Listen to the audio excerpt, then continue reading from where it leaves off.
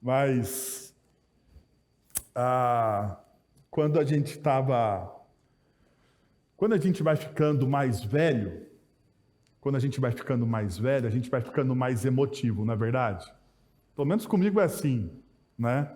Hoje eu choro até em comercial de Doriana. Existe Doriana ainda? Não sei. Existe? Então, ok. Que faz tempo que eu não vejo comercial na minha vida também, então, né? Mas os comerciais da Doriana eram todos comerciais bonitinhos, não era? Então, hoje... E quando a gente estava aqui adorando como comunidade, a música que o pessoal do louvor tocou, o que Cristo oferece, Ele é. O que Cristo oferece, Ele é. Eu não sei se você já parou para pensar na profundidade dessa pequena frase, na profundidade teológica, existencial dessa pequena frase. O que Cristo nos oferece, Ele é. Cristo nos oferece vida, Cristo nos oferece luz, Ele é a água, Ele é o pão, e tudo que Ele oferece, Ele é. Talvez em um mundo tão conturbado quanto o nosso, a gente não consegue dimensionar isso, né? Tantas coisas nos são oferecidas que não são. Já perceberam? Né? Tantas coisas são nos oferecidas, não é verdade? São oferecidos para a gente diante do marketing, né? O pessoal do marketing, não me entendam mal, o pessoal do marketing, mas vocês, nos seus trabalhos, vocês nos oferecem tantas coisas, né? Se eu tiver aquela roupa, se eu fizer aquela viagem, se eu comprar aquilo lá, ou ter aquilo outro, daí eu serei feliz realmente. Essas coisas oferecidas a nós, muitas vezes são oferecidas com promessas vazias, mas aquilo que Cristo oferece, Ele é. Eu queria nessa noite que você tivesse, a minha oração é que você tenha, na verdade, que você tenha uma experiência com esse Cristo.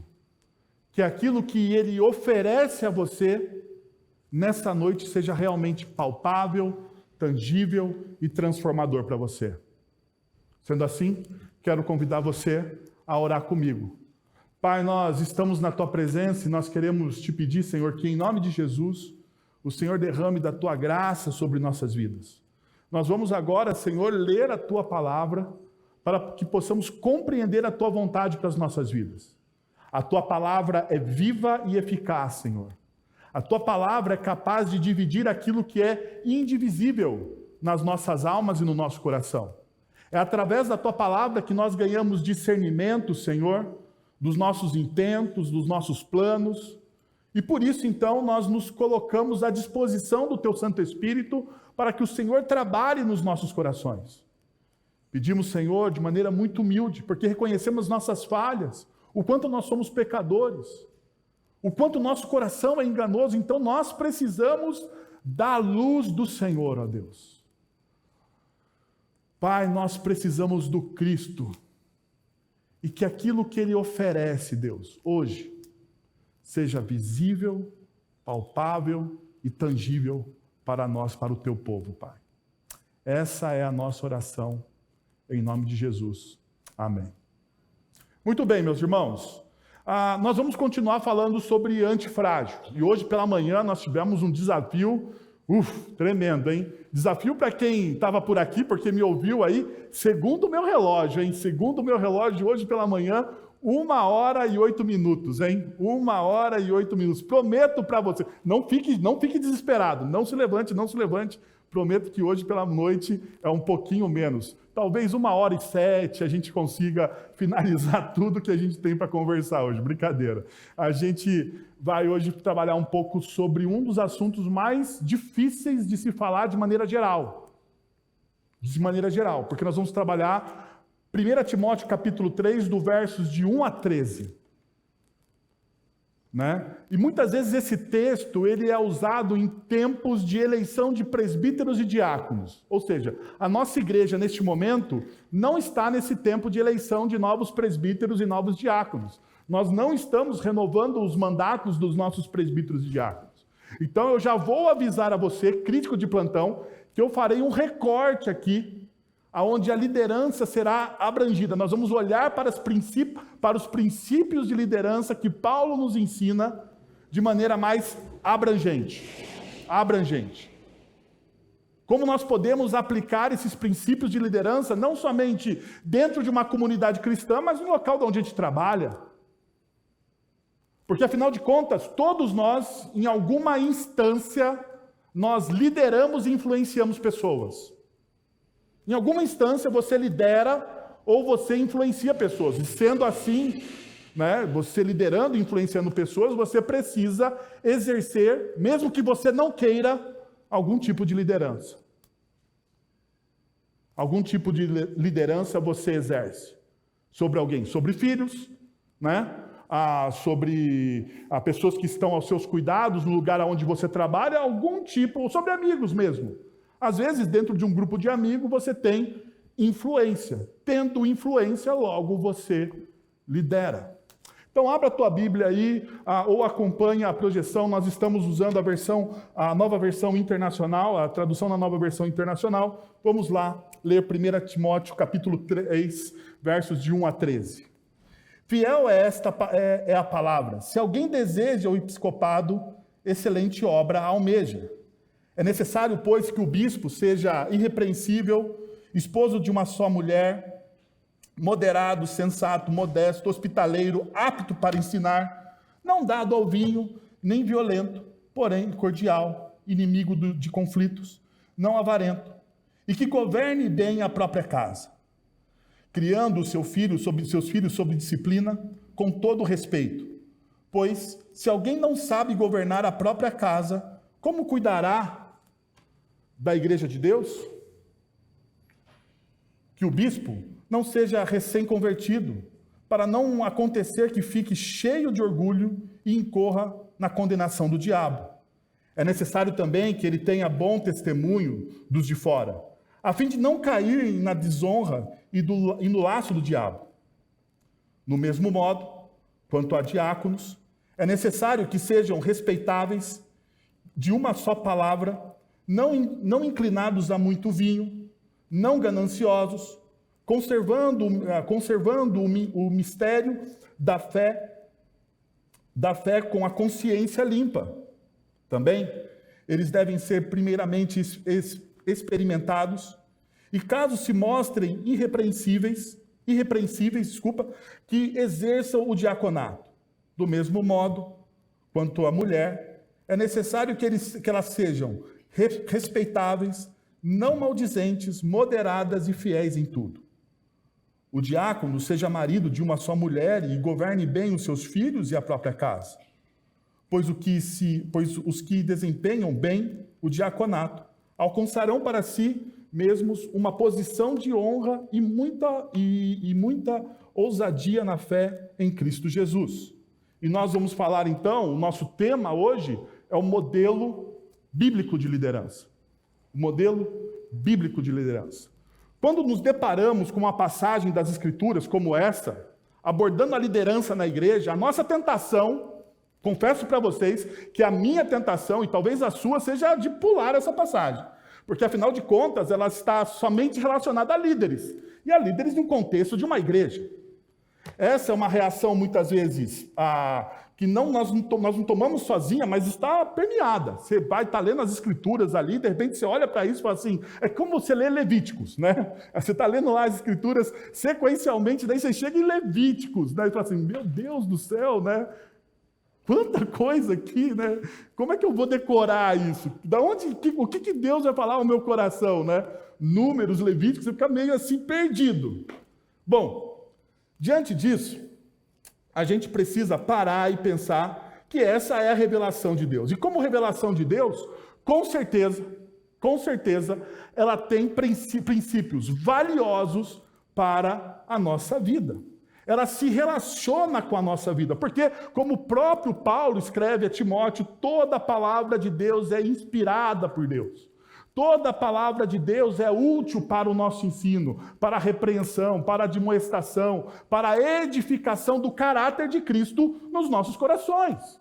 Sendo assim, seja qual for o livro das Sagradas Escrituras, você não deve pular. O seu coração deve estar atento, porque muitas vezes o nosso coração é meio apressado quando se trata das coisas de Deus, não é verdade? Nós queremos que Deus fale rapidamente aos nossos corações, nós temos pressa. Mas veja, lembre-se, Deus nunca trabalha no nosso time. Deus, ele tem o tempo dele. O tempo dele é onde ele lapida, trabalha o nosso caráter, amoldando a nossa vontade, ou melhor, transformando a nossa vontade naquilo que ele deseja. Uma das coisas mais impressionantes da ação do Espírito Santo em nós é quando nós somos quebrados. E é isso que o Espírito Santo faz, quando a própria palavra de Deus nos ensina que ele nos convence. O Espírito Santo de Deus nos convence. A ideia aqui não é de convencer com argumentos, sabia disso? A ideia de nos convence não é de convencer com argumentos. Que o Espírito Santo vem cheio de argumentos aqui, cheio de elucubrações, ideias. Não. É como se a ideia de convencer aqui é a ideia de você ser quebrado. Eu gosto muito da ideia do unbroken, do inglês, né? Que a gente pensa que quebrado é você quebrar um lápis no meio, mas o unbroken é estilhaçado, né? A ideia de que o Espírito Santo faz na nossa vida é estilhaçar aquilo que muitas vezes nós temos como conceitos a respeito de nós mesmos. E essa é a imagem que o profeta usa às vezes, não é verdade? O profeta usa a imagem do vaso de barro que ele quebra, e daquele barro e daqueles cacos, ele refaz um novo vaso. Esse é o convencimento do Espírito Santo nas nossas vidas. Nós estamos cheios de nós mesmos, nós estamos cheios de quem nós somos. E nós precisamos ser quebrados, transformados, lapidados. Diante disso, então, nós precisamos dar atenção a cada palavra das Sagradas Escrituras, beber dessas palavras e termos não somente essa sede da palavra, mas nós devemos aplicar essa palavra em tudo aquilo que ela é, como diz o próprio apóstolo Paulo, eficaz. Eficaz, ela é prática, ela não é um conceito vazio. Ela não é um conceito vazio, ela é eficaz para tudo aquilo que nós estamos fazendo nas nossas vidas. Sendo assim, apesar da gente não gostar às vezes desses textos, que são, ainda mais desse texto, né, que é uma lista enorme, né? Você vê assim, são duas listas grandes de características de líderes. Mas eu gostaria de parar aqui. E gostaria de trazer para você uma reflexão antes da gente continuar caminhando. E a pergunta é: você já pensou no seu fim? Eu não sei se você sabe, mas todos nós aqui temos um fim. Eu sei que nós não gostamos disso. Nós não gostamos de falar sobre isso, nós evitamos. Na verdade, nós fugimos disso. Fugimos. Mas deixa eu te dizer uma coisa, não tem como a gente fugir disso. Você pode até tentar. Com todas as suas forças, com todos os seus recursos, você pode fazer até uma cirurgia plástica para se sentir mais jovem, mas você não vai conseguir, você tem um fim. Agora, pensa comigo, como que você gostaria que as pessoas se lembrassem de você? O Stephen Covey, que é um escritor, ele escreveu um livro chamado Os Sete Hábitos, é o livro mais famoso dele, Os 7 Hábitos das Pessoas Altamente Eficazes. Ele diz o seguinte: se você deseja começar por alguma coisa, comece com um fim em mente. E nós devíamos ter algumas perguntas fúnebres. Perguntas fúnebres. Perceba, O que eu quero que as pessoas digam a meu respeito? No seu fim, o que você deseja que as pessoas digam a respeito de você? Sabe, aquele último momento que as pessoas vão declarar como que você era legal ou não legal, né? Certo rei de Israel, foi escrito na lápide dele que ninguém tinha saudade dele. Então, pense bem. Com que tipos de pessoa eu gostaria de ser lembrado? Pelo que eu quero ser lembrado?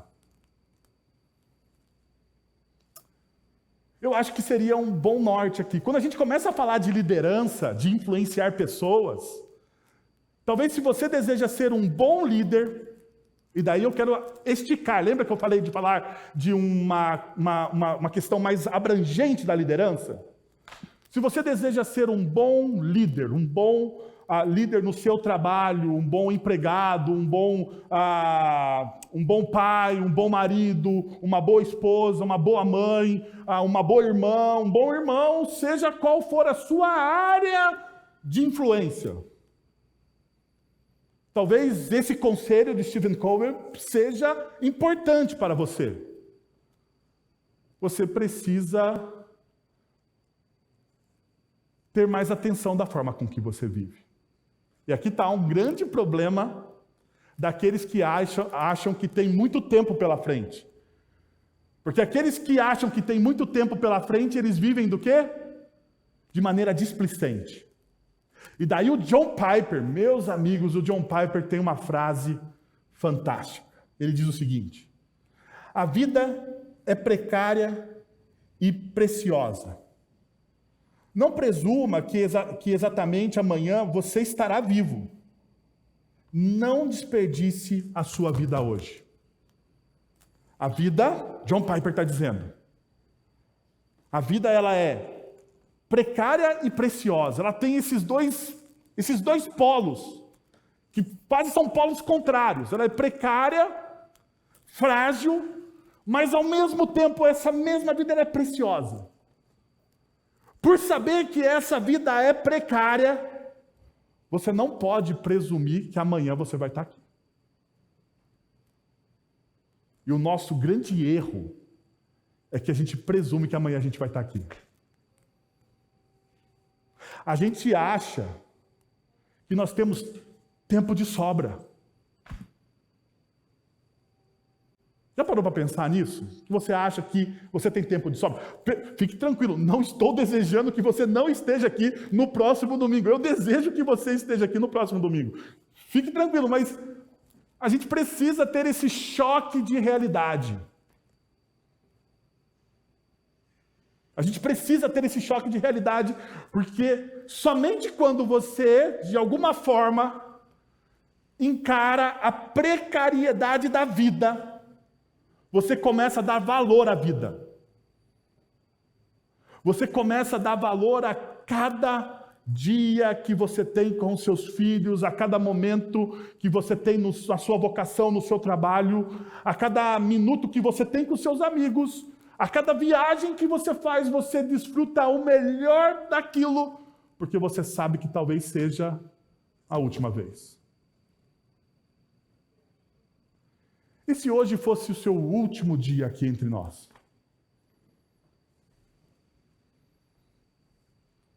O que você faria?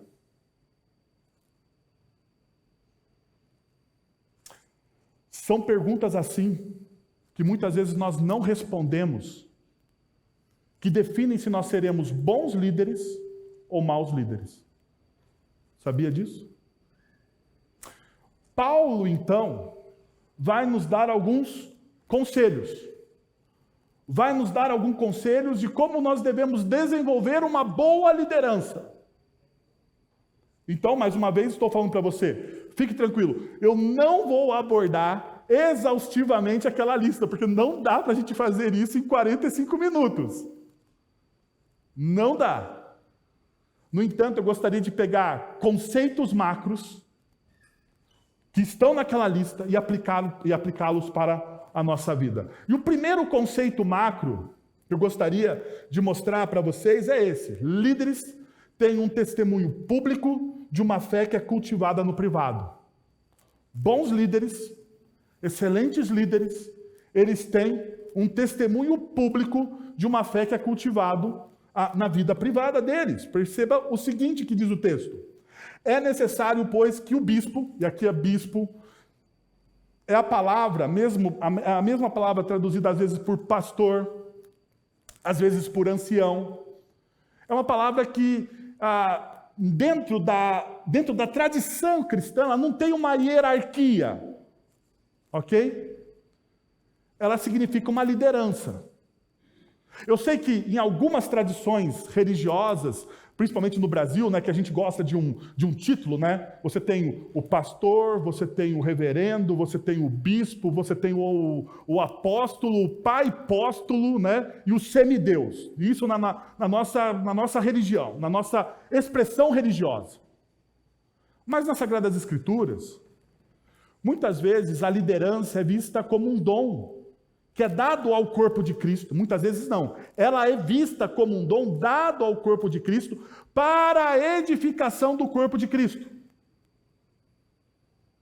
Então, os líderes são pessoas responsáveis, que exercem um dom que não é deles, é da igreja, dado por Cristo para a edificação e glória da igreja.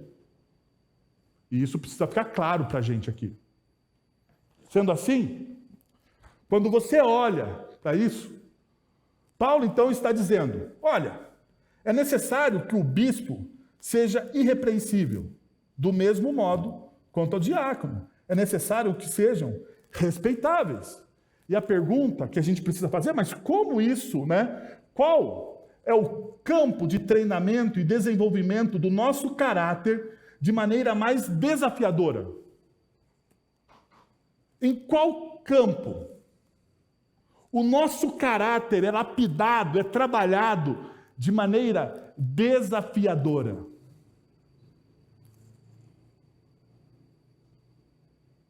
Aonde é mais difícil você obter respeito?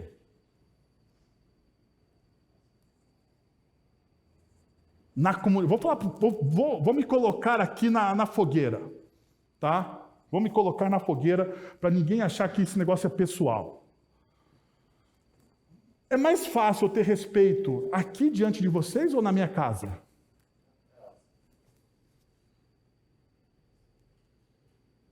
O que vocês acham? Aonde é mais fácil eu obter respeito? Aqui, quando vocês me veem domingo com a roupinha de ver Deus, falando bonitinho, colando aqui no meu esboço as minhas frases de efeito, e você fala assim, nossa, que pastor respeitável esse? Ou em casa? O campo de treinamento de todo líder, de toda pessoa que deseja crescer, de ter o seu caráter lapidado, é a sua casa. Tanto que o apóstolo Paulo vai dizer o seguinte, olha só o que ele diz no próprio texto que nós estamos lendo. O esposo, ele que o bispo seja esposo de uma só mulher, que governe bem a sua própria casa, criando os filhos sob a disciplina e com todo o respeito.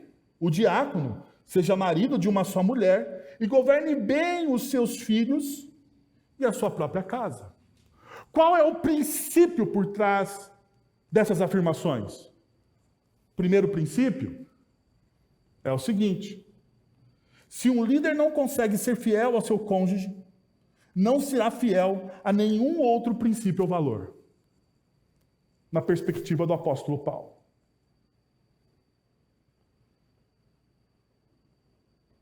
Se você não consegue ser fiel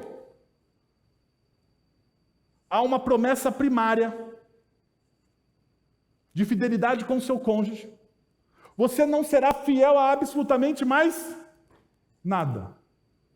Porque veja, se você quebra uma barreira, você irá quebrar qualquer outra barreira.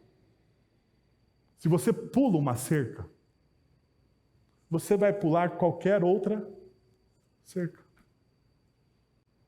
Então Paulo está dizendo o seguinte: líderes fiéis ao Evangelho, eles precisam ser fiéis a quem? A esposa. A esposa. Eles precisam ser fiéis à esposa. Porque se eles não forem fiéis à esposa, eles não vão conseguir ser fiéis ao Evangelho. Veja, aqui vale também a repreensão do apóstolo João na sua primeira carta.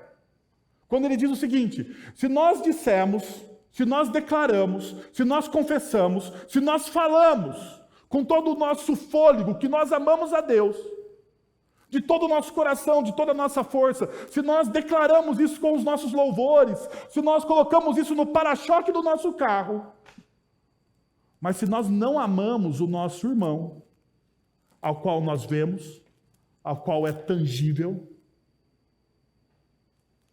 nós não amamos a Deus.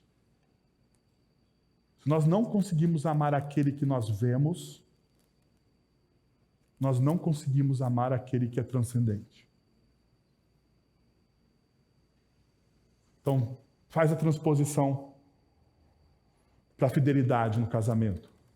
Se você não consegue cumprir uma promessa para uma pessoa que você olhou nos olhos e disse: eu sou fiel a você e eu sou somente seu, você não vai cumprir nenhuma outra promessa.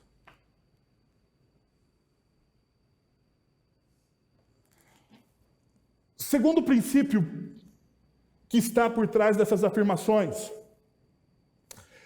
se um líder não consegue acolher, disciplinar, discipular, influenciar e disciplinar o próprio filho, dificilmente conseguirá fazê-lo com outro alguém de maneira verdadeira e profunda.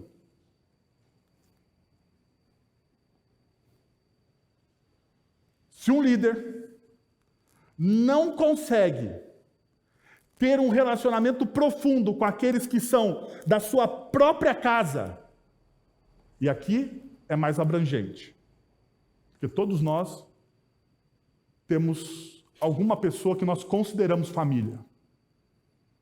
Sendo assim, se você não consegue ter um relacionamento profundo com alguém da sua própria casa, aonde você não consegue acolher, discipular, influenciar e disciplinar, quem disse que você consegue fazer isso com um estranho? Quem disse que você consegue fazer isso de maneira profunda? Porque veja, cara, para você falar algumas verdades para algumas pessoas, você precisa ter o quê? Intimidade. Não é verdade?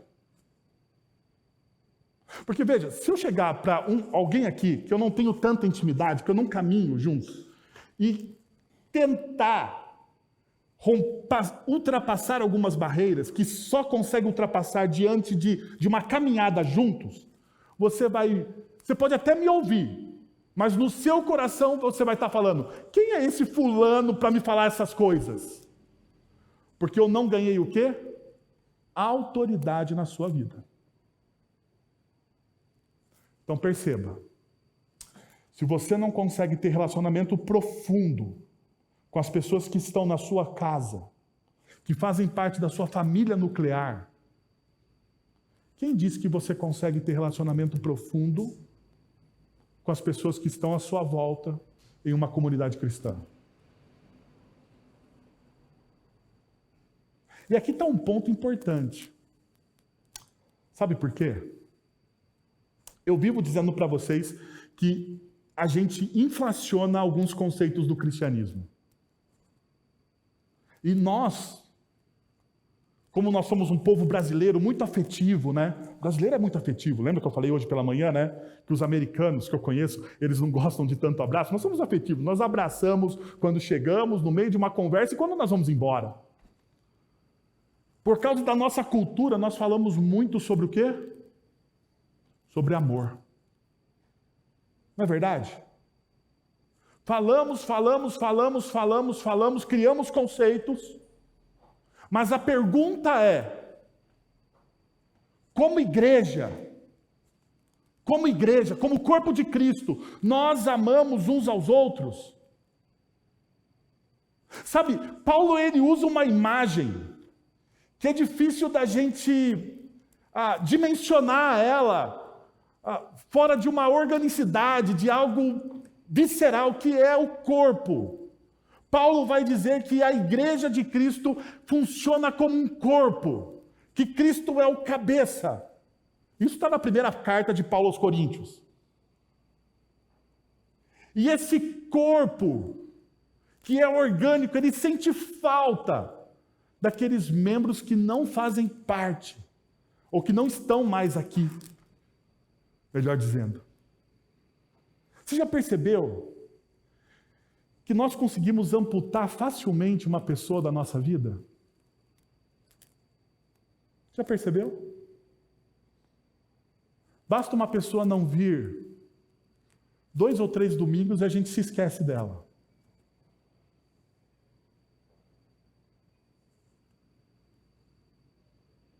Será que, de fato, nós não inflacionamos essa ideia de que o amor, mas nós vivenciamos muito pouco isso?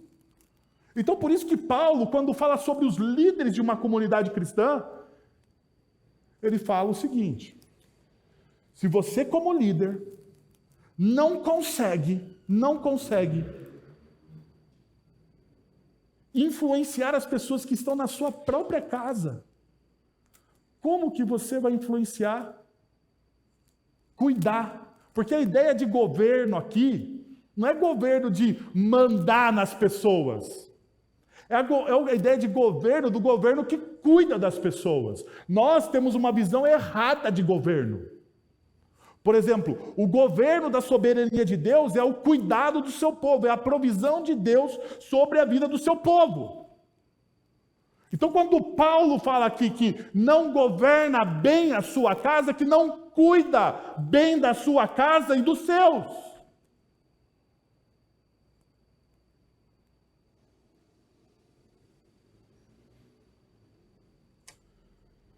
A gente precisa redimensionar isso.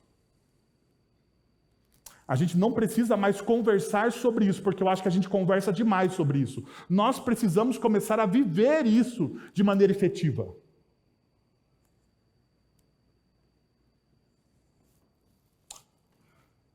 O texto me dá ainda outros princípios. Segundo, líderes precisam conhecer o caminho para conduzir os outros à maturidade.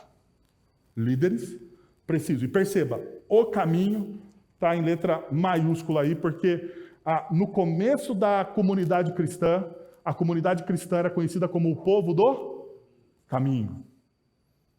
Nós precisamos conhecer o caminho para que possamos influenciar outras pessoas, para conduzir outras pessoas à maturidade, porque essa é a nossa questão. Você precisa lembrar, Mateus 28 não é para os apóstolos. O ide do Mateus 28 é para todos os discípulos. Para todos os discípulos. O ide de Mateus 28 tem a ver comigo e com você. Então, o ide de Mateus 28 diz que nós devemos ir, pregar, ensinar o evangelho, ensinar todas as coisas. Mas você só pode ensinar todas as coisas se você conhece todas as coisas. Você não pode ensinar a partir daquilo que você acha que é o evangelho. Eu acho que, quando alguém chega para você e fala, eu acho que Deus, sai fora. Sai fora porque ele não conhece absolutamente nada. Porque o acho dele aí está baseado no achismo, na visão dele a respeito de algo que é eterno e sagrado. E isso não deve acontecer. Então veja o que o texto diz. O texto diz que presbíteros, diáconos, líderes precisam ser aptos para ensinar, conservando o ministério da fé com a consciência limpa. Perceba, existem duas formas de ensino que precisam permear a vida que permeiam a vida da igreja. A proclamação pública, o ensino público da palavra, como nós fazemos aqui nas escolas dominicais, nos grupos pequenos, o ensino público da palavra, mas também nós precisamos nos lembrar que existe a vivência pública daquilo que nós pregamos. E mais uma vez, amigos, mais uma vez, nós somos muito bons nos discursos, é ou não é? A gente vê um cara discursando e fala, olha como ele fala bonito. Eu estou cansado de ouvir isso. Eu acabo aqui um sermão e a pessoa chega para mim e fala, pastor, como você falou bonito hoje. Mas eu acho que seria legal se a gente falasse assim, como esse cara vive o evangelho. Não ia ser diferente esse negócio? Como que esse cara vive o evangelho? Ele não só fala sobre o evangelho, ele vive o evangelho. Ele respira o evangelho. Ele crê naquilo que ele fala. Ou melhor, ele vive daquilo que ele fala. Não é uma fé vazia, não é uma elucubração, não é uma ideia, é um legado, é vivo, é real, é tangível, é palpável. E a gente precisa entender isso.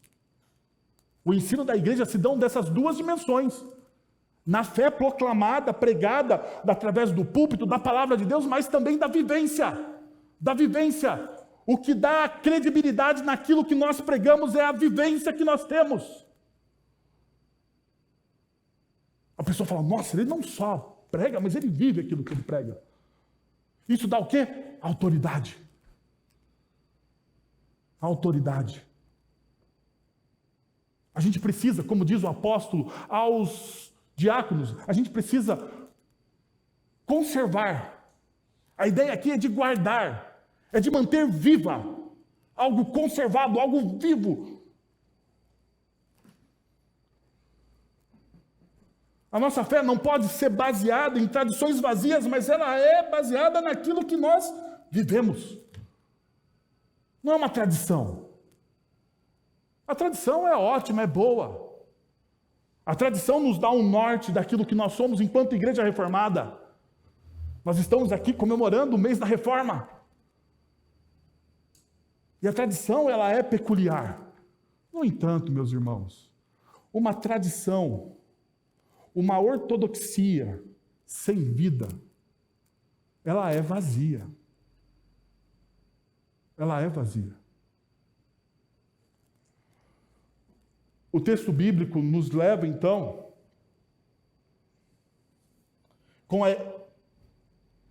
o texto bíblico nos leva, então, a uma outra realidade. Nós precisamos, então, pensar o seguinte: líderes enfrentam a dureza da realidade sem procurar escapar. Líder que é líder, ele não tem escape da realidade. Ele enfrenta a realidade.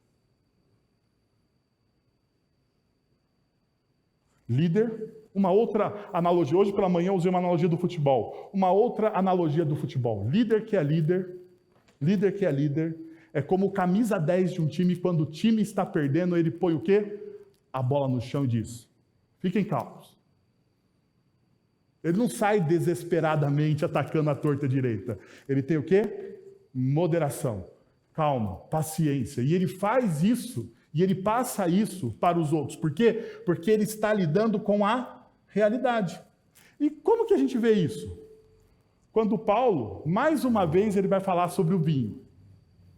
E a gente precisa lembrar que Paulo já tratou sobre a realidade do vinho, aonde? Na carta aos Efésios. Talvez o vinho seja um problema naquela cultura de Efésios, né? E então ele vai dizer, olha, os presbíteros não devem ser dados a muito vinho, assim também como os diáconos. Ou seja, pouco vinho pode, mas muito, toma cuidado. Toma cuidado com isso. Porque, perceba uma realidade. O excesso de vinho era utilizado como uma fuga da realidade, proporcionando uma falsa sensação de bem-estar e até mesmo de intimidade. Não é verdade? O vinho, em exagero, pode provocar para você uma falsa sensação de que está tudo bem, de que as coisas estão bem. E uma outra coisa que muitas vezes a gente não pensa: o vinho traz uma intimidade que não existe. Já percebeu isso? Ou vocês nunca tiveram nenhuma festa com alguém que passou do limite e começa a contar sobre a vida, a abraçar, a beijar e a achar que todo mundo é irmão, é amigo. Perceberam? A pessoa se torna até inconveniente dada tanta intimidade que ela deseja. Essa é uma realidade que o vinho traz. Uma falsa sensação de que nós somos íntimos. Uma falsa sensação de que está tudo bem. Paulo fala do vinho aqui, mas talvez possa ser uma outra coisa para a sua vida. Tudo aquilo que provoca em você uma falsa sensação, tudo aquilo que é o escape para você da realidade, que faz você não enfrentar as coisas como de fato são. Você precisa parar e pensar se isso não está dando a você uma falsa sensação de bem-estar e, consequentemente, uma falsa sensação de intimidade com as outras pessoas. Deixa eu contar para vocês uma experiência. Eu gosto de futebol. E eu gosto de futebol de ir no estádio. Sabe? Cheiro de estádio. O cheiro do Brinco de Ouro da Princesa, que é o estádio do meu time de futebol, né? Que é campeão brasileiro em cima daquele time da capital, verde também, né? Um sub-Guarani, né? Um sub-Guarani. O Guarani Futebol Clube de Campinas, ao qual time que eu torço, e não torço para nenhum outro time. Você pode perguntar, eu não torço para nenhum outro time. Ele tem cheiro, o estádio, sabia? Cheiro de amendoim queimado. Uau! Toda vez que eu entro no estádio, no Brinco de Ouro, eu sei que o cheiro é de amendoim queimado.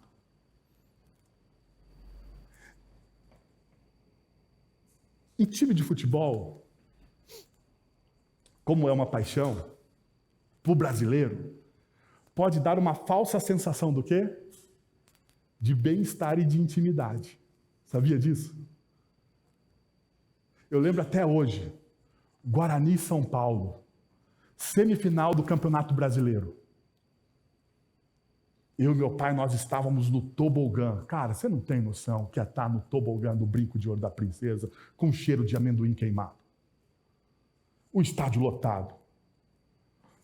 O time do Guarani tinha Amoroso, Djalminha e Luizão. Cara, era uma seleção brasileira. Era uma seleção brasileira. E naquela tarde o Guarani ganhou de virada 3-2 em cima do São Paulo, se classificando para as quartas de finais do Campeonato Brasileiro. Eu lembro que quando o Guarani fez o gol da virada, nós abraçamos quem nós não conhecíamos. Uma sensação de intimidade maluca, velho. Porque todo mundo estava torcendo para o mesmo time, uma coisa louca. Mas aquilo era uma histeria. Não era real. Não era real. Teve alegria, mas foi fugaz, foi pequena, foi pouca. Mas a alegria que nós deveríamos ter e a intimidade que nós deveríamos ter no corpo de Cristo deveria transcender essa intimidade que às vezes a gente tem em momentos como esse.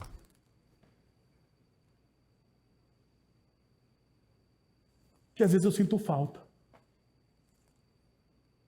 Eu não sei você, mas às vezes eu sinto falta. Eu falei para vocês que quando você vai ficando velho, né, você vai ficando meio assim, né, com o coração mole, talvez seja isso nessa noite.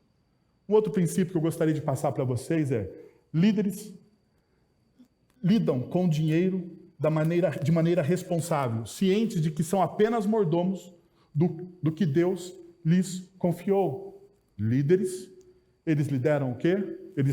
Líderes, eles lidam com o dinheiro de maneira responsável. Perceba que, mais uma vez, Paulo dá a instrução às duas instâncias de liderança da igreja primitiva. Paulo fala tanto aos presbíteros quanto aos diáconos, para eles não serem o quê? Avarentos e não gananciosos. E aqui eu gostaria de lembrar o que o Richard Foster disse sobre isso. Ele diz o seguinte: a ganância, em sua essência, é um desdém pelo suficiente. É a recusa em viver simplesmente na suficiência divina de contentar-se com aquilo que Deus providencia. Ganância é você não estar satisfeito com aquilo que Deus lhe deu. É você não estar satisfeito com a providência de Deus. Melhor, ganância é você não confiar na providência de Deus e você ter que dar o seu jeitinho. E não é assim que a gente faz muitas vezes? A gente dificilmente confia na providência de Deus. E a gente vive dando o nosso jeitinho. Você parou para pensar? Que nós, é um outro discurso que nós inflacionamos na nossa fé tupiniquim. Nós vivemos falando sobre fé, sobre fé, sobre fé, sobre oração, sobre oração, sobre fé, sobre fé, sobre fé. Mas você confia de maneira indiscriminada na providência de Deus? O Brennan Manning, em um dos seus discursos finais, Brennan Manning era um palestrante sobre espiritualidade cristã. Em um dos seus discursos finais, ele diz o seguinte: quando você chegar na eternidade, ele imaginando, Deus fará uma única pergunta a você. Então você chega na eternidade, diante do Deus Todo-Poderoso.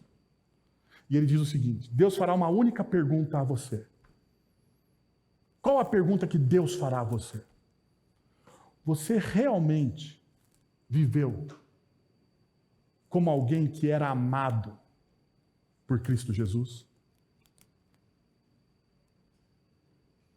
Você realmente viveu como alguém amado por Cristo Jesus, confiando na sua providência, confiando no seu cuidado, confiando de que na pior adversidade da sua vida, você tem o mínimo que você tem, diante da pior adversidade da sua vida, o mínimo que você tem é a presença do Deus Todo-Poderoso com você? Você vive nessa providência? Você confia nessa providência? De que Ele está presente? E de que você não precisa de subterfúgios? De que você não deve ser imprudente? Mas que a prudência não deve ser um Deus para você. Como a parábola daquele incauto, daquele louco, que disse para si mesmo: eu agora vou viver de lucro, vou guardar, eu vou me esbaldar, porque eu tenho tudo. E da eternidade, Deus diz para aquele louco, o quê? Insensato, louco. Você pensa que você tem tudo, mas na verdade você não tem o quê? Nada. Você não controla nem a sua própria vida. Você já parou para pensar que a ganância nos leva à ideia de que nós controlamos a nossa própria vida?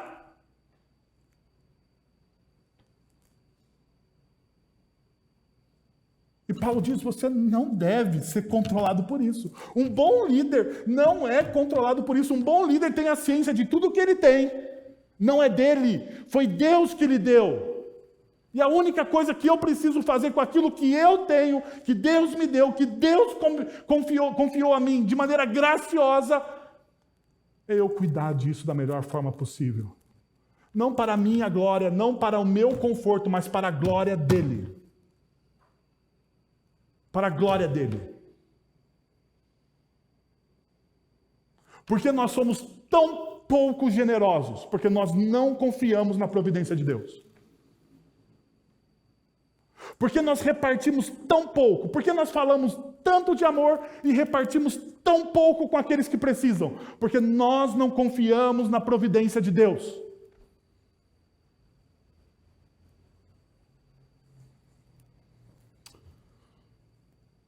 Último princípio, e a gente se encerra.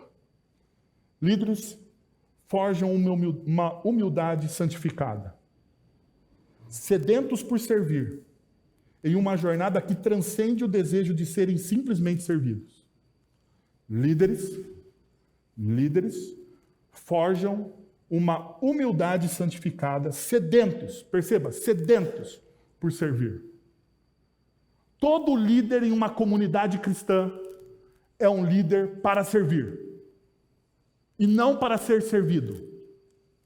Todo líder em uma comunidade cristã, percebam, isso precisa ser real em nossos líderes aqui. Presbíteros, diáconos, líderes de ministério, todos os nossos líderes, eles precisam ter sede de servir as pessoas. Nós não estamos aqui, como Paulo vai dizer a Timóteo por diversas vezes, nas 2 cartas, nós não estamos aqui para sermos servidos. Nós não estamos aqui para manipular as pessoas. Nós não estamos aqui para angariar lucro próprio. Nós estamos aqui para servir as pessoas, para manifestar a graça de Deus e o Evangelho de Cristo Jesus. Veja o que Paulo vai dizer. Que o bispo não seja recém-convertido, para não acontecer que fique cheio de orgulho e incorra na condenação do diabo. Também, os diáconos não devem ser primeiramente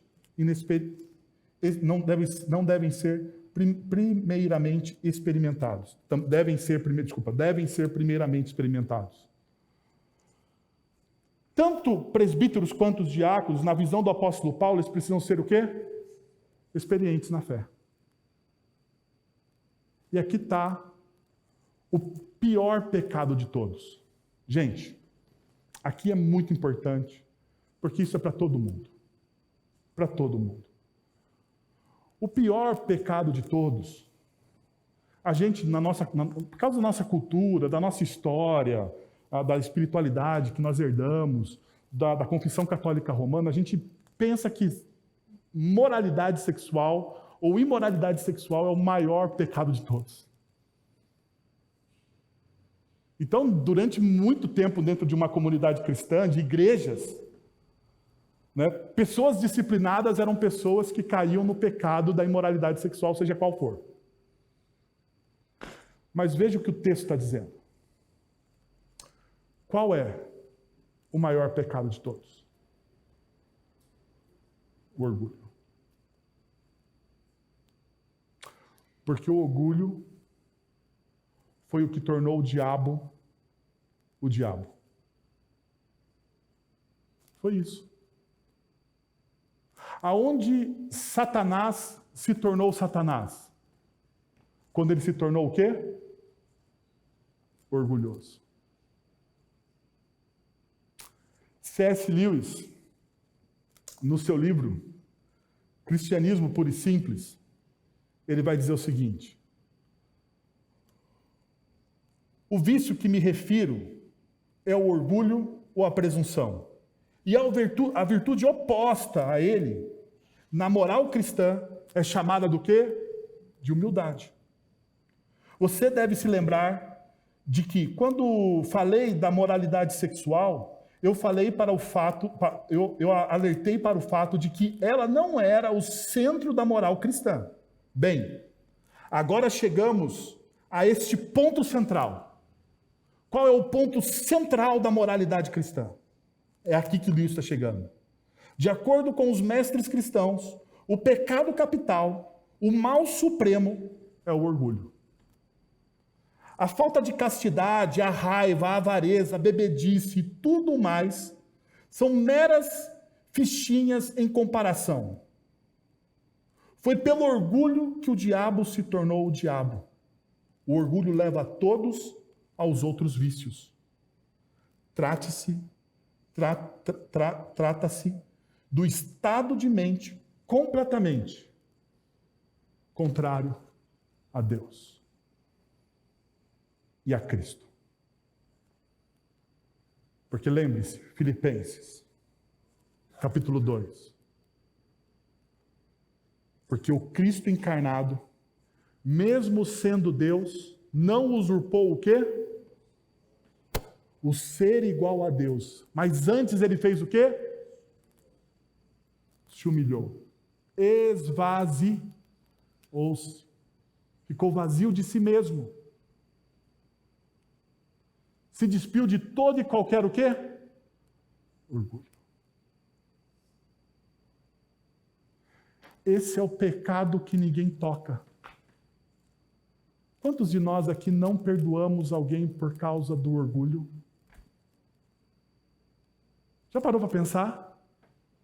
Que nós deixamos de falar com as pessoas, de demonstrar graça às pessoas, porque nós somos orgulhosos?